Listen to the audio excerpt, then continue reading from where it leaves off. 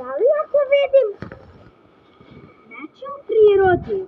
Nikola, pogledaj to!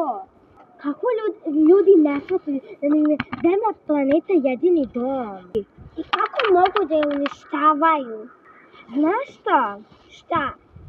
Mogli bi da pokupimo ovo smeća, a ne da ga bacimo u kantu, nego da ga recikliramo. Dođi bliže da ti pokažem jedan trik u recikliranju. Samo jednim pljeskom ćemo moći ovo sve smeće da recikliramo. Sad! Wow, recikliranje zaista nije baš teško. Ova priča vam je pokazala kako recikliranje uopšte nije teško i kako ne bi trebali da bacimo smeće u prirodu.